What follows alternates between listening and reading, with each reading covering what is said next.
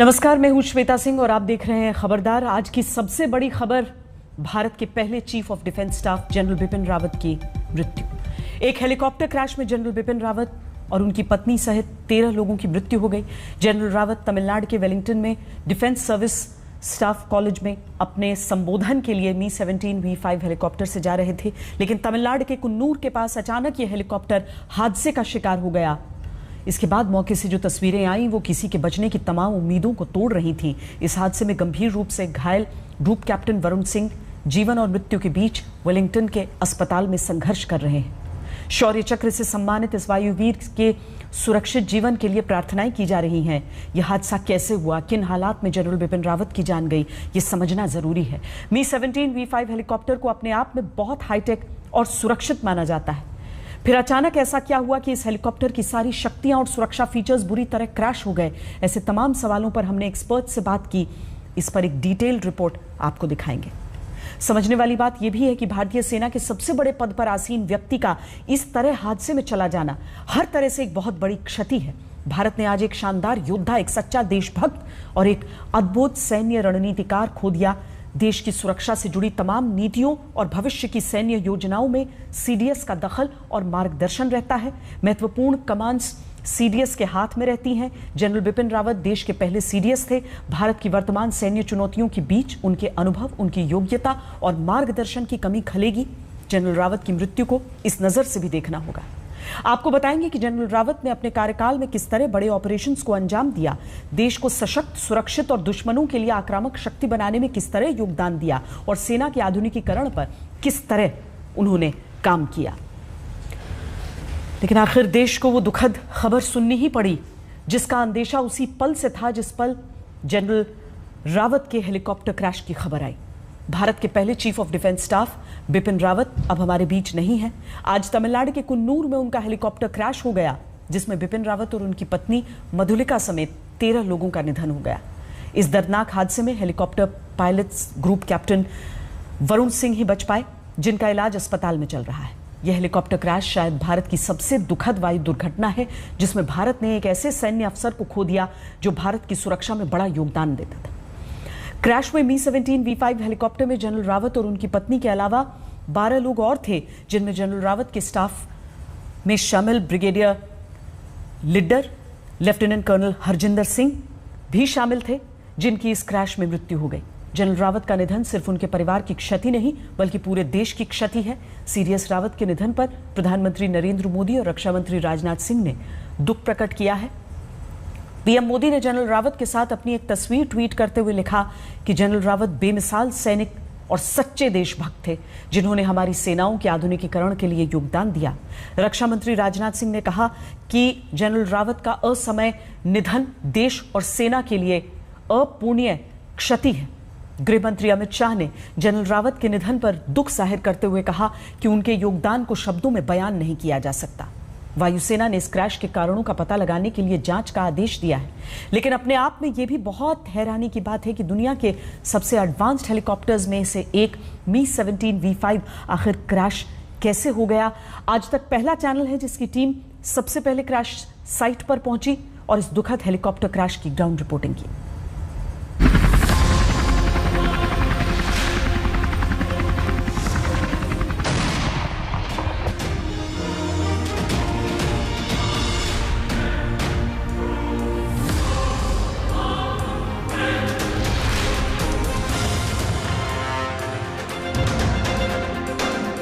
तमिलनाडु में कुन्नूर के जंगलों में क्रैश साइट की ये तस्वीरें देखकर पूरे देश का मन विचलित हो उठा। Mi-17 V5 हेलीकॉप्टर के मलबे में आग की लपटें और आसमान में उठता धुआं बड़ी अनहोनी की गवाही दे रहा था। प्लेन हेलीकॉप्टर அப்படி வந்துச்சு, ஒரே சவுண்ட் கருகுமுன்னு சவுண்ட் வந்தோடனே கீழே ஒரு மரத்தில் அடிபட்டு வரையிலேயே நெருப்புல வந்துச்சு. நெருப்புல வந்தோடனே இங்கே ஒரு பெரிய மரம் இருக்கு, அந்த மரத்தில் வந்து அடிபட்டோன்னே கீழே அப்படியே தட்டார்னு விழுந்தோடனே புகை வந்தோடனே ஒரு தீ பிடிச்ச உடனே நான் என்னடா தீ பிடின்னு பக்கத்து விட்டு பையனை நான் கூப்பிட்டோன்னே அந்த பையன் என்ன செஞ்சாப்புல, कोयम्बटूर से कुन्नूर DSSC के लिए एक हेलीकॉप्टर 12 बजे के लिए एक हेलीकॉप्टर इधर आएगा। वो आने का टाइम बहुत मिस्ट है, बहुत क्लाउड है। वो क्लिक का अंदर आने का टाइम कुन्नूर से 5 किलोमीटर का समय, कुन्नूर से 5 किलोमीटर का समय एक बहुत बड़ा जंगल है। वो जंगल का अंदर ये हेलीकॉप्टर गिर गया। वो सब लोग बहुत बड़ा साउंड हो जाएगा, इसलिए अंदर जाके देखने के टाइम उधर इसका अंदर 14 आदमी है। मलबे में तब्दील हो चुके इस हेलीकॉप्टर में chief of defence staff general Bipin Rawat और उनकी पत्नी मधुलिका रावत समेत सेना के 14 अफसर सवार थे। हादसे के करीब 6 घंटे बाद इंडियन एयरफोर्स के ट्वीट ने वो दुखद खबर सुना दी जिसका डर पूरे देश को था।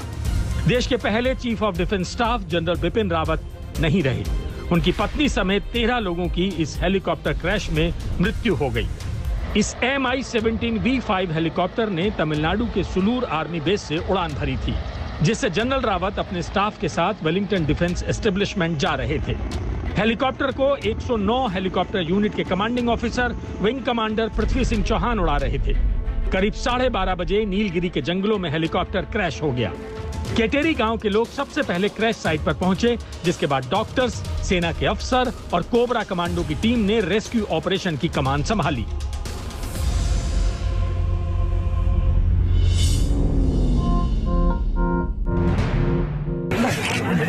ராணுவத்தின் உயரதிகாரி உயரதிகாரி இந்த ஹெலிகாப்டரில் சுமார் 14 பேர் வந்திருப்பதாக தகவல் சொல்கிறார்கள். அந்த ஸ்பாட்டில் தான் இருக்கோம். நமது முதலமைச்சர் அவர்கள் உடனடியாக சென்று நான் உதவியில் இருந்தேன், உடனடியாக சென்று பார்க்க வேண்டும் என்று அவர் கட்டளையிட்டு இந்த அதன் பேரில் வந்து உடனே புறப்பட்டு இங்கே அந்த நேரத்தில் அங்கிருந்து ஒரு 25 கிலோமீட்டருக்கு இது வந்திருக்கோம்.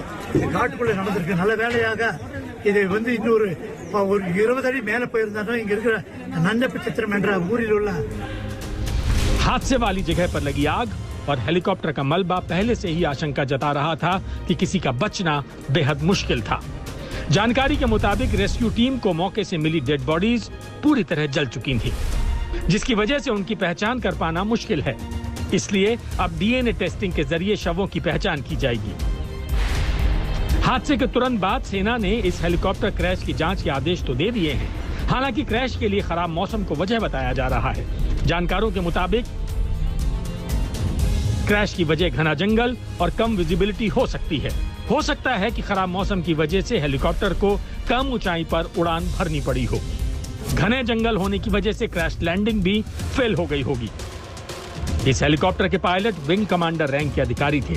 ऐसे में जानकार मानते हैं कि इस क्रैश में मानवीय भूल की आशंका बेहद कम है। क्या स्पेशल होता है जब जनरल बिपिन रावत जैसे वीवीआईपीज जहाज में ट्रेवल करते हैं, तो ऑफ कोर्स हर स्टार्टिंग से लेके एंड तक, इनफैक्ट एटीसी में भी सीनियर ऑफिसर्स को बिठाया जाता है ताकि किसी भी तरह की कोई भी परेशानी या दिक्कत या कोई भी इमरजेंसी हैंडलिंग के लिए जो सीनियर ऑफिशियल जिनके पास ऐसे सिचुएशंस को हैंडल करने का एक्सपीरियंस है उनको बिठाया जाता है। सो ये एयरफोर्स की तरफ से या आर्मी की तरफ से ये सारे जो सीनियर ऑफिशियल्स हैं वो तो जनरल रावत के साथ थे ही थे जहाज में, लेकिन ग्राउंड ड्यूटी में भी ये सारे चेक्स किए जाते हैं। जहाज जब उड़ता है उससे पहले एक बहुत ही स्ट्रिक्ट चेक्स होते हैं ग्राउंड लेवल पे, एंड स्पेशली जब ऐसा ये चीजें हर एक जहाज के साथ की जाती हैं, लेकिन जब हमें पता है कि वीवीआईपीज फ्लाई कर रहे हैं तो ये चीजें थोड़ी और ज्यादा ही स्ट्रिक्ट होती हैं। तो इन चेक्स की तरफ से हम बिल्कुल ही सांत्वना रख सकते हैं कि इन चेक्स की में कहीं पे भी कोई गड़बड़ नहीं रही होगी। आखिर इतना बड़ा हादसा हो कैसे गया? इस सवाल का जवाब तो कोर्ट ऑफ इंक्वायरी की जांच के बाद मिलेगा। लेकिन इस हादसे ने पूरे देश को बहुत बड़ा शॉक दिया है, क्योंकि देश ने अपना पहला चीफ ऑफ डिफेंस स्टाफ इस घटना में खो दिया है। आज तक ब्यूरो। इस हेलीकॉप्टर हादसे में पायलट और को पायलट की भी मृत्यु हो गई। हादसे में ग्रुप कैप्टन वरुण सिंह एक लौते सर्वाइवर हैं जिन्हें वेलिंगटन के मिलिट्री हॉस्पिटल में भर्ती कराया गया है। Group captain Varun Singh Wellington स्थित डिफेंस सर्विस स्टाफ कॉलेज में डायरेक्टिंग स्टाफ हैं। साल 2020 में एक हवाई इमरजेंसी के दौरान अपने LCA तेजस लड़ाकू विमान को बचाने के लिए वरुण सिंह को शौर्य चक्र से सम्मानित किया जा चुका है। इस हेलीकॉप्टर क्रैश की जांच के आदेश इंडियन एयरफोर्स ने दे दिए हैं, लेकिन हैरानी इस बात को लेकर है कि मी-17 V5 जैसा आधुनिक हेलीकॉप्टर, जिसे दुनिया का सबसे एडवांस हेलीकॉप्टर माना जाता है, वो क्रैश कैसे हुआ। प्रधानमंत्री नरेंद्र मोदी ने लद्दाख, केदारनाथ जैसे इलाकों में जाने के लिए इसी हेलीकॉप्टर का इस्तेमाल किया था। रक्षा मंत्री जैसे वीवीआईपी भी इसी हेलीकॉप्टर में ऐसे इलाकों को विजिट करते हैं जहां फ्लाइट नहीं जाती। ज्यादा ऊंचाई, खराब मौसम, इन सब परिस्थितियों में बेहतर तरीके से काम करने में सक्षम मी-17 V5 एक डबल इंजन हेलीकॉप्टर है, जिसकी अधिकतम रफ्तार 250 किलोमीटर प्रति घंटा है या 8 मीटर प्रति सेकंड की रफ्तार से उड़ान भर सकता है और 6000 मीटर तक की ऊंचाई पर उड़ सकता है। एक बार में यह 580 किलोमीटर की दूरी तय कर सकता है। इस हेलीकॉप्टर के पास ऐसी तकनीक है कि यह रात में भी आसानी से सुरक्षित उड़ान भर सकता है। रूस से मिले इस हेलीकॉप्टर का इस्तेमाल सेना में हेवी लिफ्टिंग, ट्रांसपोर्टेशन से लेकर वीवीआईपी मूवमेंट और रेस्क्यू मिशन में किया जाता है। यह हेलीकॉप्टर सेना में 3 क्रू मेंबर्स के साथ एक बार में 36 सैनिकों को ले जा सकता है, लेकिन वीवीआईपी मूवमेंट के लिए मॉडिफाई करने के बाद इसमें 20 लोग सवार हो सकते हैं। दुनिया के करीब 60 देश इस हेलीकॉप्टर का प्रयोग सेना और वीवीआईपी मूवमेंट के लिए करते हैं। वायुसेना का यह वही हेलीकॉप्टर है जिसका इस्तेमाल मुंबई में 26/11 हमले के दौरान कमांडो ऑपरेशंस में किया गया था। इसके अलावा मी-17 V5 ने ही पाकिस्तानी लॉन्च पैड को तबाह करके सर्जिकल स्ट्राइक जैसे बड़े अभियान को अंजाम दिया था। इतने सुरक्षित हेलीकॉप्टर ने आज धोखा दिया। आखिर मी-17 V5 जैसा आधुनिक हेलीकॉप्टर क्रैश कैसे हो सकता है? क्या यह कोई मानवीय चूक थी या टेक्निकल गलती? इसे लेकर मी-17 के पूर्व pilot retired group captain Amitabh Ranjan से हमने बात की। बहुत स्ट्रिक्ट प्रोसीजर्स होते हैं, सब कुछ होता है। जाने के पहले इमरजेंसी प्रैक्टिस की जाती है, हर रोज सुबह हर इमरजेंसी प्रैक्टिस की जाती है। ऐसा होता नहीं है कि कोई इमरजेंसी हो गई आप कुछ नहीं कर सकते हैं। पॉपुलर नोशन है हमारा ब्लैक बॉक्स, तो वो ऑरेंज कलर के 2 डब्बे होते हैं जो कि हेलीकॉप्टर में पीछे टेल बूम जैसे आपने देखा जिसके ऊपर ज़ुलू पापा 5164 लिखा है, उस जगह पे होते हैं शॉक माउंट के अंदर।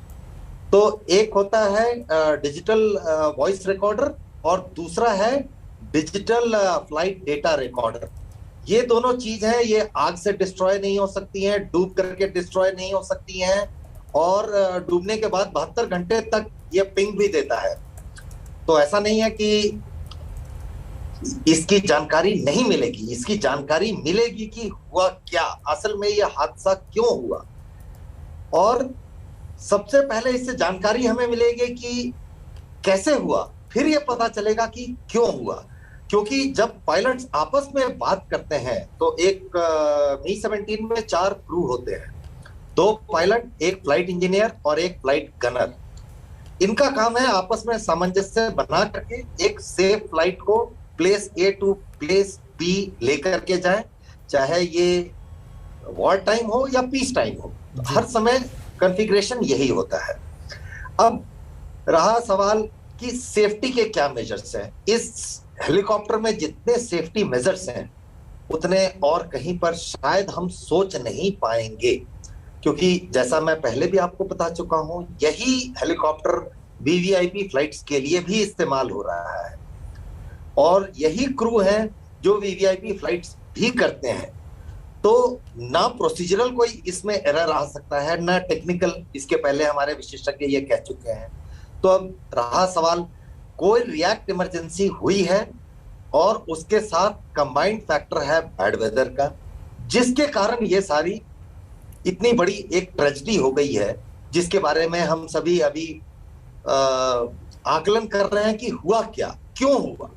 वो थोड़ी देर के बाद जब court of inquiry, prelim inquiry, तो जैसे ही चीफ ऑफ एयर स्टाफ पहुंचेंगे और उसके बाद वो सीवीआर, एफडीआर दोनों का डेटा निकाला जाएगा, तो चीफ ऑफ एयर स्टाफ ही इसके बारे में एक करेक्ट स्टेटमेंट देंगे और तभी पता चलेगा कि ये क्यों हुआ और कैसे हुआ। इससे बड़ा झटका लगना मुश्किल है। और जहां तक रहा एक्सपीरियंस का, तो भारतीय वायुसेना में एक्सपीरियंस की कमी नहीं है, ना प्रोफेशनलिज्म की कमी है, ना ट्रेनिंग की कमी है। इनमें से कोई भी ऐसा फैक्टर नहीं है जिसमें हम कोई त्रुटि निकाल सकें। और हमने आपको पहले भी ये कहा था कि जब किसी कमांडिंग ऑफिसर को रखा जाता है, उसको एक अपॉइंटमेंट दी जाती है, तो सिर्फ उसके सीनियरिटी के हिसाब से नहीं होता है, बहुत सारे क्राइटेरिया हैं जो उसके अंदर कंसिडर किए जाते हैं। उसके प्रोफेशनलिज्म को काउंट किया जाता है, उसके इंटरपर्सनल रिलेशंस को देखा जाता है, और फिर एक कमांडिंग ऑफिसर रखा जाता है। और highest level of professionals only make it to commanding officer. और जब एक कमांडिंग ऑफिसर फ्लाइंग में इन्वॉल्व हो तो प्रोफेशनलिज्म के बारे में हमें सोचने की जरूरत नहीं होती है। जनरल बिपिन रावत की हेलीकॉप्टर क्रैश में मृत्यु ने पूरे देश को झकझोर कर रख दिया है। इस हादसे ने एक बार फिर उन हवाई हादसों की याद दिला दी जिनमें देश के बड़े और महत्वपूर्ण व्यक्तियों ने अपनी जान गंवाई। 23 जून 1980 को भारत की पूर्व प्रधानमंत्री इंदिरा गांधी के बेटे संजय गांधी की मौत प्लेन क्रैश में हुई थी। दुर्घटना के समय वो खुद दिल्ली में सफदरजंग एयरपोर्ट के पास अपना प्लेन उड़ा रहे थे। कहा जाता है कि हवा में करतब दिखाने के दौरान उनका प्लेन क्रैश हो गया था। कांग्रेस नेता माधवराव सिंधिया का निधन सितंबर 2001 में उत्तर प्रदेश के मैनपुरी में एक विमान हादसे में हुआ था। उनके साथ विमान में सवार सभी अन्य 6 लोगों की जान चली गई थी। लोकसभा के पूर्व अध्यक्ष जीएमसी बालयोगी की भी मौत मार्च 2002 में हेलीकॉप्टर दुर्घटना में हुई थी। हेलीकॉप्टर के दुर्घटनाग्रस्त होने की वजह उसमें आई तकनीकी खराबी को बताया गया था। सितंबर 2004 में केंद्रीय मंत्री और मेघालय के मिनिस्टर सी संगमा की मौत की वजह भी हेलीकॉप्टर क्रैश ही बना। पवन हंस हेलीकॉप्टर से संगमा गुवाहाटी से शिलोंग जा रहे थे। अप्रैल 2005 में हरियाणा के तत्कालीन ऊर्जा मंत्री ओपी जिंदल का निधन हेलीकॉप्टर हादसे में हुआ था। ये हेलीकॉप्टर हादसा उत्तर प्रदेश के सहारनपुर में हुआ था। सितंबर 2009 में आंध्र प्रदेश के तत्कालीन मुख्यमंत्री वाईएसआर राजशेखर रेड्डी का निधन हेलीकॉप्टर क्रैश में हुआ था। उनका हेलीकॉप्टर कुरनूल से 74 किलोमीटर दूर रुद्रकोंडा की पहाड़ियों पर क्रैश हुआ था। अप्रैल 2011 में अरुणाचल प्रदेश के तत्कालीन मुख्यमंत्री दोरजी खांडू भी हेलीकॉप्टर हादसे में अपनी जान गंवा बैठे थे। उनका पवन हंस हेलीकॉप्टर उड़ान भरने के 20 मिनट बाद ही तवांग के जंगलों में लापता हो गया था, जिसका मलबा 5वें दिन जाकर मिला था। इसके अलावा मई 1973 में पूर्व लौह और इस्पात एवं खान मंत्री मोहन कुमार मंगलम का निधन भी एक विमान हादसे में हुआ था। आज देश ने एक और महत्वपूर्ण शख्सियत को हेलीकॉप्टर क्रैश में खो दिया है। जनरल बिपिन रावत की देश के प्रति निष्ठा, सेवा, योगदान को कुछ शब्दों में या कुछ किस्सों में समेटना बहुत मुश्किल है, लेकिन आज हमने जनरल रावत के शौर्य और देश सेवा से जुड़े उनके योगदान का संकलन करने का प्रयास किया है। वो जनरल बिपिन रावत ही थे जिन्होंने 2016 में पीओके में सर्जिकल स्ट्राइक में अहम भूमिका निभाई थी। जनरल रावत को कश्मीर घाटी और पीओके पर काम करने का लंबा अनुभव है। यही वजह है कि सर्जिकल स्ट्राइक में उनके अनुभव का फायदा भारतीय सैनिकों को मिला और भारत ने पाकिस्तान को एक यादगार सबक सिखाया। इससे पहले 2015 में म्यांमार में घुसकर उग्रवादियों पर सर्जिकल स्ट्राइक का श्रेय भी जनरल रावत को जाता है। मणिपुर में उग्रवादी हमले में 18 भारतीय सैनिकों की शहादत के बाद भारतीय सेना ने सीमा पार जाकर बदला लिया था। इस मिशन में पैराशूट रेजिमेंट की 21वीं बटालियन की एक यूनिट म्यांमार में आतंकियों के बेस पर हमला किया। इस बटालियन की कमान उस समय जनरल बिपिन रावत इस ऑपरेशन की कमान संभाल रहे थे। साल 2008 में जनरल रावत एक पीस मिशन पर अफ्रीका के एक देश कॉन्गो गए थे, जहां उनकी यूनिट पर एक बड़ा हमला हुआ था। जनरल रावत ने इस हमले को बड़ी बहादुरी से नाकाम किया था। कॉन्गो का यह मिशन जनरल रावत के करियर में बड़ी अहमियत रखता है। साल 2020 में चीफ ऑफ डिफेंस स्टाफ बनने के बाद जनरल बिपिन रावत ने तीनों सेनाओं को जरूरत के हिसाब से एडवांस और हाईटेक हथियार उपलब्ध कराने का पूरा प्रोजेक्ट तैयार किया। आर्मी के हथियारों को अपग्रेड करने के लिए स्ट्रेटेजिक पार्टनरशिप मॉडल पर काम बिपिन रावत की निगरानी में ही हो रहा था। इस मॉडल के तहत सरकार ने भारतीय और विदेशी कंपनियों को साथ मिलकर फाइटर जेट्स, हेलीकॉप्टर, सबमरीन्स और टैंक्स बनाने की इजाजत दी। इसी प्रोजेक्ट से आने वाले समय में भारतीय सेना की ताकत और बढ़ने वाली है और इस सब के पीछे जनरल बिपिन रावत का बहुत बड़ा योगदान है, उनकी सोच है। इस योगदान को देश हमेशा याद रखेगा।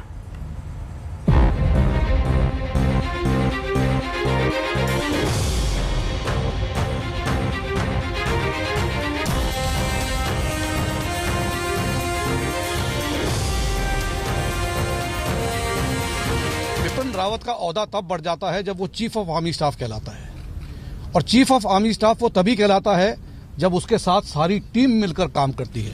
वो chief of army staff Indian army का होता है, और इंडियन आर्मी केवल चीफ ऑफ आर्मी स्टाफ से नहीं बनती।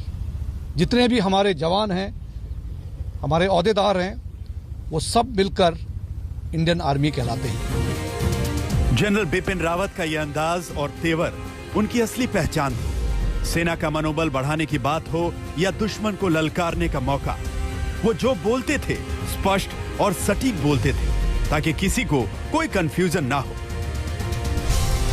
हम हर तरफ से काबिल हैं, ताकतवर हैं और अगर जरूरत आई तो हम किसी भी तरह से ताकत इस्तेमाल करने में पीछे नहीं हटेंगे। हम लोग तैयार हैं। इन्फिल्ट्रेशन जैसे आपको बताया जा चुका है ये जारी रहेगा। सरहद के उस पार जो आतंकवादी हैं वो तैयार बैठे हैं और हम भी उनके लिए इस तरफ तैयार बैठे हैं। वो इधर आएंगे, हम उन्हें रिसीव कर रहे हैं और रिसीव करके हम 2.5 फुट जमीन के नीचे उन्हें भेजते रहेंगे। पाकिस्तान पर दिया गया जनरल बिपिन रावत का यह बयान आज भी पाकिस्तानी फौज की नींद उड़ाए हुए है। Complete state of Jammu and Kashmir which includes PoK and Gilgit Baltistan. Therefore, POK and Gilgit-Baltistan becomes an occupied territory, a territory which has been illegally occupied by our western neighbor. This illegal territory which has been occupied by Pakistan, illegally occupied by Pakistan, is not controlled by the Pakistani establishment. It is controlled by terrorists. वो general Rawat ही थे जिन्होंने पाकिस्तान को खुले तौर पर चुनौती दी और PoK को भारत से फिर से जोड़ने का इशारा दे दिया था। इस बयान से भारतीय सेना का मनोबल बहुत ऊंचा हो गया, क्योंकि पाकिस्तान के कब्जे वाले कश्मीर को वापस लेने के लिए हिंदुस्तानी फौज हमेशा तैयार है और जनरल रावत इस मिशन के अहम किरदार थे। पाकिस्तान फौज की हैसियत और मंसूबों को जनरल रावत अच्छी तरह जानते थे, इसीलिए पाकिस्तान आर्मी की सच्चाई उन्होंने पूरी दुनिया को बताई। देखिए, आप जानते हैं कि पाकिस्तान किस हालात से गुजर रहा है। उनके यहाँ निर्देश और आदेश कौन देता है, इस सब से आप वाकिफ हैं। इस वक्त उनकी माली हालत बहुत बुरी है, इसलिए वो कुछ भी करने को तैयार हो जाएंगे जिससे उन्हें पैसा मिल सके। और एक बार उन्हें अगर पैसा ये मिल गया तो फिर कार्रवाई क्या होगी, वही जो होती आई इतने सालों से।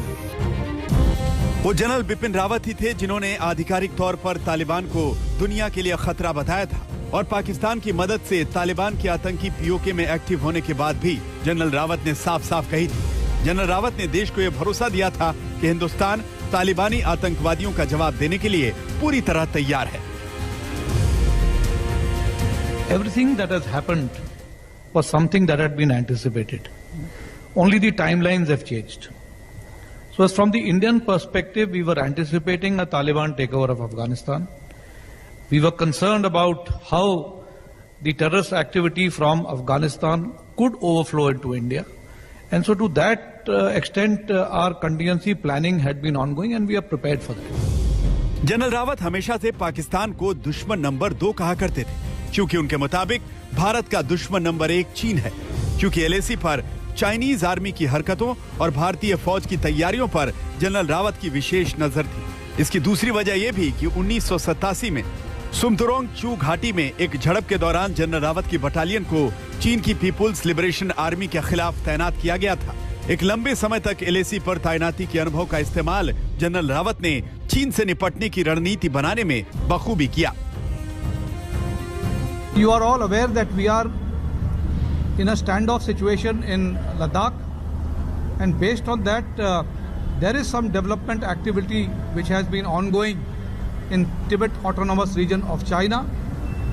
Well, every nation will continue to prepare for ensuring its security based on their strategic interests, and I don't think there should be much concern in that, because we on our side are also carrying out similar activity, and I wish to assure you that we are fully prepared for any eventuality that we may be faced with. CDS बनने के बाद general Rawat की भूमिका next level पर चली गई उन्होंने तीनों सेनाओं के बीच तालमेल और एक्शन प्लान को लेकर नई रणनीति बनाई ताकि भारतीय सेना की क्षमता और ताकत को कई गुना बढ़ाया जा सके, और ये हुआ भी। पिछले कुछ वर्षों में भारतीय सेना में नए और एडवांस हथियारों को शामिल करने में जनरल रावत ने अहम भूमिका निभाई। आसमान की ऊंचाई पर उड़ने वाले फाइटर प्लेन से लेकर समंदर की गहराई में दुश्मन पर नजर रखने वाली सबमरीन तक, और हवा में हमला करने वाली मिसाइल से लेकर देश में असॉल्ट राइफल के निर्माण तक हर लेवल पर जनरल रावत सुपर एक्टिव रहे। And then we are also looking at the Dhanush weapon system, which is an ordnance factory weapon, which is again, I would say, almost a replica of the Bofors, because Bofors has proven as a very potent weapon during the war in Kargil. So that is how we are going with the modernization of the artillery. General Bipin Rawat Bharat की शक्ति बढ़ाने के लिए एक mission पर थे। भारतीय फौज को हाईटेक हथियारों से लैस करने वाला उनका मिशन एडवांस स्टेज में पहुंच चुका है। लेकिन आज जनरल रावत की अचानक मौत की खबर ने देश के हर सैनिक, हर नागरिक को गहरा झटका दिया है। देश की सुरक्षा और सम्मान के लिए जनरल बिपिन रावत के योगदान को यह देश हमेशा याद रखेगा। आज तक ब्यूरो। भारतीय सेनाओं का सबसे बड़ा अफसर बनने का जनरल बिपिन रावत का सफर इसीलिए भी यादगार है क्योंकि उनका तेवर अलग था। उनकी स्पष्ट रणनीतिक समझ उन्हें दूसरे सैन्य अफसरों से अलग करती थी। शायद इसीलिए जनरल रावत बिना किसी दुविधा या संशय के अपना दृष्टिकोण सामने रखते थे। 2017 में आज तक के एजेंडा कार्यक्रम में जनरल रावत ने मेरे साथ इंटरव्यू में कश्मीर में आतंकियों के खिलाफ सेना के ऑपरेशन ऑल आउट पर अपना पक्ष रखा था। आप भी सुनिए। वो double century, not out century जो मारी है भारतीय सेना ने, साथ में सीआरपीएफ, जम्मू कश्मीर पुलिस, सबको श्रेय जाता है, लेकिन वो आपके नेतृत्व में संभव हुआ है। ऑपरेशन ऑल आउट जो लगातार जारी है।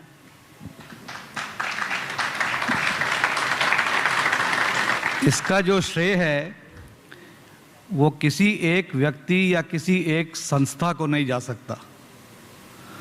इसका श्रेय सभी सैनिक बल, अर्धसैनिक बल, हमारी इंटेलिजेंस एजेंसीज, स्टेट गवर्नमेंट और सेंट्रल गवर्नमेंट, ये सब के जरिए जो कोऑर्डिनेशन रहा है और जिस तरह से एक सिनर्जी में कोऑर्डिनेटेड एफर्ट दर्शाया सबने, इसका श्रेय उन सब को जाता है। और इसका सबसे अधिक श्रेय मैं देना चाहूँगा उन वीर जवानों को जो जम्मू कश्मीर में तैनात हैं, ज़मीनी हालत को मद्देनज़र रखते हुए जो वहाँ पर बड़े साहस और जोश के साथ कार्रवाई कर रहे हैं। तो इसका श्रेय सभी को जाता है, किसी एक व्यक्ति या किसी एक संस्था को नहीं दे सकते हम इसका श्रेय। सर, लेकिन इसके साथ ही ये भी सच है कि इससे पहले जब आपने संभाला कार्यभार अपना, उस वक्त एक बहुत बड़ी समस्या होती थी कि अगर आतंकवादी मारे जाते थे तो हमारे जवान भी शहीद होते थे। लेकिन आपने रणनीति में कोई तो ऐसा बदलाव किया कि अचानक वो आंकड़ा बदला हमारे पक्ष में। देखिए, जो आतंकवादी होते हैं वो अपनी रणनीति बदलते रहते हैं और हमको उनसे आगे चलकर कार्रवाई करनी होती है। तो हमको भी जो अपनी रणनीति है उनकी रणनीति को मद्देनजर रखते हुए और ये ध्यान में रखते हुए कि वो आगे की कार्रवाई किस प्रकार से करेंगे, अगर हम उनसे 2 कदम आगे रहे तो हमें सफलता मिलती रहेगी। जनरल बिपिन रावत 2019 में भी आज तक के एजेंडा कार्यक्रम में शामिल हुए थे। 2019 में उन्होंने आज तक के इस मंच से भारतीय सेना के एक सूत्र की चर्चा की थी। ये सूत्र है नाम, नमक, निशान। सुनिए जनरल रावत के अंदर का सैनिक वाला तत्व कितना भावपूर्ण था, कितना ईमानदार और देशभक्ति की भावना से कितना परिपूर्ण। कोई भी नौजवान जब अपनी प्रशिक्षण के लिए अपने ट्रेनिंग सेंटर में जाता है, रिक्रूट बनकर बाद में भारतीय सेना में तैनात होने के लिए, या कोई नौजवान हमारे प्री कमीशन ट्रेनिंग में दाखिल हासिल करता है, भारतीय सेना में ऑफिसर का ओहदा प्राप्त करने के लिए, तो उसके मन में किस तरह की विचार, किस तरह की भावनाएं पैदा की जाती हैं, किस तरह के विचार उसके इंस्ट्रक्टर, उसके प्रशिक्षक उसको ध्यान देने में बार बार उसके दिमाग में ये गढ़ते रहते हैं कि ये विचारधारा सदा आप अपने साथ लेकर चलेंगे। और इस विचारधारा को मैं सिर्फ 5 शब्दों में दोहराना चाहूँगा, और वो है, हर एक जवान को ये सिखलाई दी जाती है कि आप जिस भी कार्य को करने जा रहे हैं, आपने इन 5 शब्दों को ध्यान में रखना है, और वो है नाम, नमक, निशान, वफादारी और इज्जत।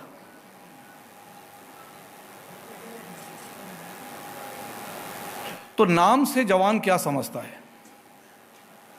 पहले जो सेनाएं होती थी वो राजा महाराजाओं की सेना होती थी, तो उस वक्त उन्हें उस राजा के नाम का ध्यान रखते हुए अपने प्रत्येक कार्य करने पड़ते थे। लेकिन आज के दौर में सेनाएं देश की होती हैं, सेनाएं देश के लोगों की होती हैं, इसलिए देश का नाम, मान और सम्मान सदा कायम रखने के लिए हर एक जवान को प्रोत्साहित किया जाता है। फिर ये नमक कहाँ से आ गया? नमक तो जैसे आप जानते हैं कि हमारी जो संस्कृति है उसमें हम किसी का नमक चख लेते हैं तो हम सदा उसके वफादार हो जाते हैं, और हम नमक चखते हैं फौजी होने के नाते इस मातृभूमि का, और एक बार इस मातृभूमि का नमक चख लिया तो हम वफादार हो जाते हैं इस मातृभूमि के लिए। इसीलिए प्रत्येक सैनिक, चाहे वो सरहद में तैनात हो या वो अंदरूनी सुरक्षा में कार्यरत हो, वो अपने उस नमक के लिए अपनी जान न्यौछावर करने से कभी नहीं हिचकिचाता। हेलीकॉप्टर क्रैश में जनरल बिपिन रावत और उनकी पत्नी के अलावा 11 अन्य लोगों की भी मृत्यु हुई, जिनके नाम भी हम इस समय श्रद्धांजलि अपनी अर्पित करना चाहते हैं। इनमें शामिल हैं brigadier LS Lidder, lieutenant colonel Harjinder Singh, wing commander Prithvi Singh Chauhan, squadron leader K Singh, junior warrant officer Das, junior warrant officer Pradeep, havildar Satish, naik Gursewak Singh, naik Jitendra, lance naik Vivek, lance naik S Teja. हर एक वीर सैनिक को आज तक की श्रद्धांजलि है। जनरल बिपिन रावत 31 दिसंबर 2016 को भारतीय सेना के प्रमुख बने थे। वो इस पद पर 3 वर्षों तक रहे। इसके बाद उन्हें देश का पहला चीफ ऑफ डिफेंस स्टाफ बनने का गौरव हासिल हुआ। लेकिन भारतीय सेना के इन अहम पदों पर बैठने से पहले जनरल रावत ने एक सैनिक के तौर पर कई बड़े असाइनमेंट्स को सफलतापूर्वक पूरा किया था। जनरल रावत का एक सैनिक बनने का सफर 1978 में शुरू हुआ था। 1999 में करगिल युद्ध के समय उन्होंने बड़ी भूमिका निभाई थी। इससे पहले 1986 में चीन के सामने लाइन ऑफ एक्चुअल कंट्रोल पर इन्फेंट्री बटालियन का जिम्मा संभाल चुके थे। जनरल बनने से पहले उन्होंने कश्मीर समेत भारत के अशांत इलाकों में सेना के मिशंस को अंजाम दिया था। एक ब्रिगेडियर के तौर पर उन्होंने कांगो में UN पीस कीपिंग मिशन के मल्टीनेशनल ब्रिगेड की अगुवाई की थी। जनरल बिपिन रावत की नेतृत्व क्षमता अद्वितीय थी और शायद इसीलिए 2016 में 2 अन्य अफसरों की सीनियरिटी को नजरअंदाज करते हुए उन्हें सेना का चीफ बनाने का निर्णय लिया गया था। जनरल बिपिन रावत जब सेना के जनरल का जिम्मा संभालने वाले थे तो आज तक संवाददाता मंजीत नेगी ने उनके पैतृक गांव से एक खास रिपोर्ट की थी। हमारी रिपोर्टर डायरी के उस पन्ने को पलटकर आपको भी दिखाते हैं। गढ़वाल रेजिमेंट के इस रेजिमेंटल सेंटर से हर साल हजारों की संख्या में रणबांकुरे जवान निकलकर देश की सरहद पर तैनात होते हैं। देश की सरहद से लेकर लड़ाई के मोर्चे तक इन वीर जवानों ने अपनी वीरता का लोहा मनवाया है। बिरमोली ग्राम सभा के सैण गांव में जनरल बिपिन रावत के घर तक पहुंचने के लिए इस तरह से करीब 1 किलोमीटर का ये कठिन पहाड़ी रास्ता तय कर पहुंचना होता है। उनके जो यहाँ पर उनके परिवार के लोग हैं, उनका कहना है कि 3 साल पहले जनरल रावत यहाँ पर अपने गांव में पूजा पाठ के लिए आए थे। और जहाँ तक सड़क से कनेक्टिविटी की हम बात करें, इस रास्ते का सर्वे हुआ है, लेकिन अभी तक उत्तराखंड राज्य को बने हुए 16 साल हो गए हैं और देश को आज़ाद हुए 60 साल से ज़्यादा का वक्त हुआ है, लेकिन उनके घर तक पहुँचने का रास्ता जो सड़क है वो नहीं बन पाई है। और ये ऐसे मुश्किल कठिन हालात में जनरल बिपिन रावत, उनके परिवार ने संघर्ष करते हुए अपना जीवन व्यतीत किया और आज वो सेना के सर्वोच्च पद पर, सेना प्रमुख के पद पर पहुंचे हैं। ये जनरल बिपिन रावत का पुश्तैनी घर है। यहीं से उनके पिता लेफ्टिनेंट जनरल लक्ष्मण सिंह रावत ने सिपाही के तौर पर गढ़वाल रेजिमेंट में भर्ती हुए और उसके बाद सेना में डिप्टी चीफ के पद पर पहुंचे। आज इस घर में उनका जो परिवार है, उनके चाचा और चाची भरत सिंह रावत यहाँ पर रहते हैं। हालांकि परिवार के ज्यादातर सदस्य अब अलग अलग शहरों में पलायन कर चुके हैं। एक ब्रेक के लिए रुक रहे हैं, आप देखते रहिए आज तक।